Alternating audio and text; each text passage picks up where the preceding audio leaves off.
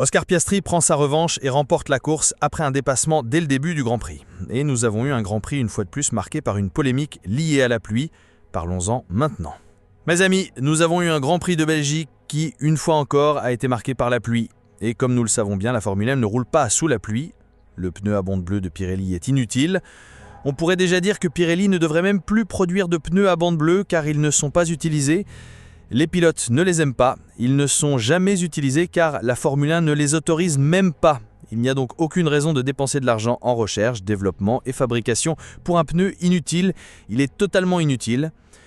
Il n'y a pas de raison de continuer à utiliser ce pneu à bande bleue. Bien sûr, le problème ne vient pas uniquement du pneu. Nous avons eu un retard de plus d'une heure, environ 1h20 avant que la course puisse commencer. Et ce qui se passe, c'est que la Formule 1 ne roule plus sous la pluie parce que ces voitures, dans leur construction, génèrent énormément de projections d'eau, ce qui rend la visibilité terrible. Il existe aussi une prudence excessive concernant la pluie, ce qui fait que la catégorie ne court que lorsque la piste est déjà en train de sécher, ce qui s'est passé aujourd'hui. Nous avons vu que la course a repris avec un départ lancé, ce qui est toujours très frustrant, n'est-ce pas ? Mais avec un départ lancé, puis la piste a beaucoup séché, les pilotes sont rapidement passés aux pneus pour piste sèche. Il s'est donc produit à nouveau ce qui, malheureusement, est devenu une règle dans cette catégorie. Les meilleurs pilotes du monde, avec les voitures les plus incroyables du monde, ne peuvent pas rouler sous la pluie. Malheureusement, c'est ce qui arrive. Personne ne veut voir un pilote se blesser, personne ne veut voir un pilote mourir, évidemment. Mais il existe un risque inhérent à ce sport. Si l'on veut éliminer toute possibilité que quelque chose tourne mal, qu'il y ait un accident, qu'il y ait quoi que ce soit mettant en danger la sécurité du pilote, alors, mon ami, on ne fera même plus sortir les voitures des stands, même sur piste sèche, malheureusement. La Formule 1 prend donc un chemin très dangereux. J'espère qu'en 2026, les voitures généreront moins de spray, que leur construction sera plus favorable aux courses sous la pluie car c'est devenu honteux pour la catégorie de ne pas pouvoir rouler sur piste mouillée. Elle est en train de devenir comme une catégorie américaine. S'il y a un boiseau qui fait ses besoins sur la piste, c'est fini, on ne peut plus courir. C'est comme ça que ça se passe aux États-Unis. Cela nuit beaucoup à l'image de la Formule 1 et ce retard était ridicule. Au moins nous avons eu une course, ce n'était pas comme en 2021 où ils nous ont roulé dans la farine avec 2 tours derrière la voiture de sécurité et basta. Au moins cette fois il y a eu une course, mais un retard d'1h20 c'était vraiment absurde. En parlant maintenant effectivement de la course, comme je l'ai dit, nous avons eu la départ lancée parce que la voiture de sécurité a fait quelques tours avec les voitures derrière. Mais en parcourant un peu la grille, je veux parler ici de Gabriel Bortoleto. Le Brésilien a eu un excellent rythme de course. Il n'a rien dû à Nico Hülkenberg. Et je ne parle pas seulement du classement final, je parle de rythme, de constance. À tel point qu'il était plus rapide que Hülkenberg à un certain moment et il finit par dire à l'équipe « soit vous me laissez passer, soit ça devient vraiment difficile ». Et il dépasse Hülkenberg et le laisse derrière. Il a vraiment eu un rythme de course plus fort. Il a été meilleur en qualification. Une course très solide de Bortoleto compte tenu des circonstances de la voiture. Et je veux voir les Brésiliens commenter ci-dessous que cette fois c'est bien Sauber qui a ruiné la stratégie de Hülkenberg.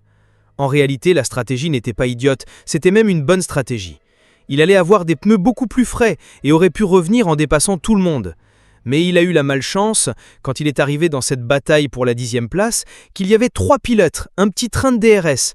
Et là, ça devient difficile de dépasser. On reste coincé derrière. Mais c'était une bonne course de Bortoleto. Il a vraiment obtenu un excellent résultat, en terminant dans les points à la 9e place. Hülkenberg n'a pas réussi à marquer de points, mais il faut noter que le rythme de course du Brésilien a été très bon. Et il est, je pense qu'on peut déjà le dire avec certitude, le meilleur rookie de la saison jusqu'à présent. C'est le pilote qui progresse le plus parmi les débutants. Antonelli est très irrégulier et traverse en ce moment une mauvaise passe. Radiar et Lawson sont difficiles à évaluer car ce sont aussi des rookies. Il y a Berman qui fait une bonne course puis une mauvaise. Donc parmi les rookies, parmi les débutants, c'est Bortoleto qui se distingue le plus. Il a clairement fait de belles performances et il évolue. Il progresse. Le Brésilien attire vraiment l'attention.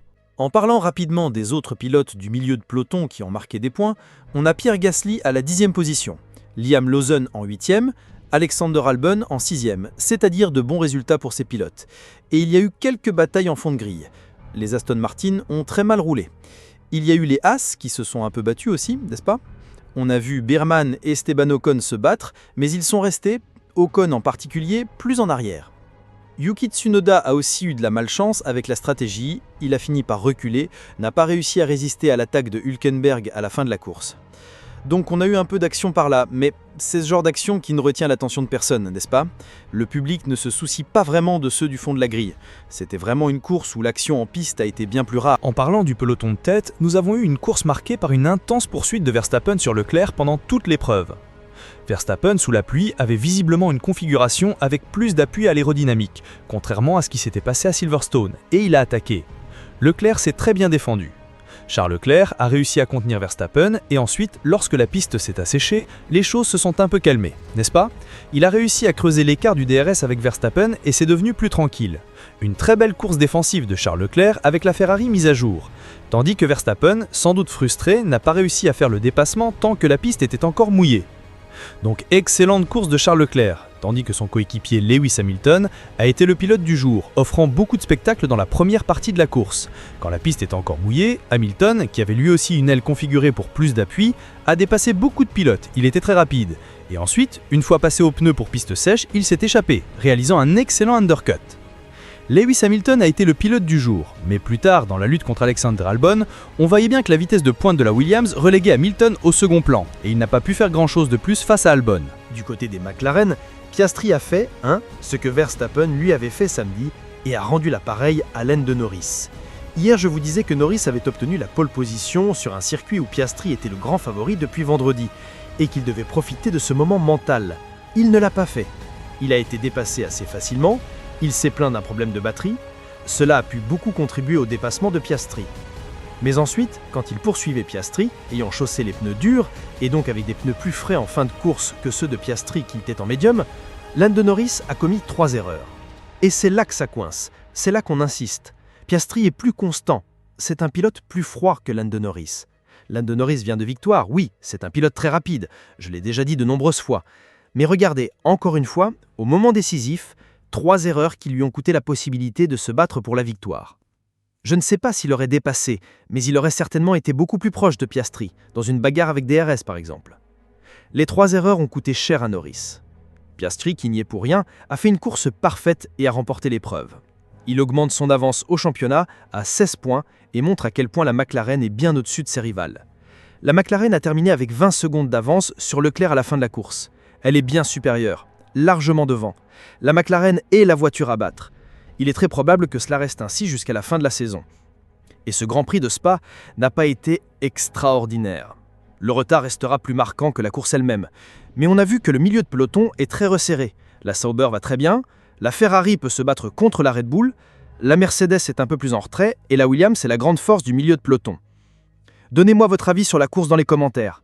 N'oubliez pas de laisser un like si vous avez aimé cette vidéo et de commenter votre opinion sur tout ce qui se passe au GP de Belgique. Et abonnez-vous pour m'aider à continuer à produire des vidéos comme celle-ci.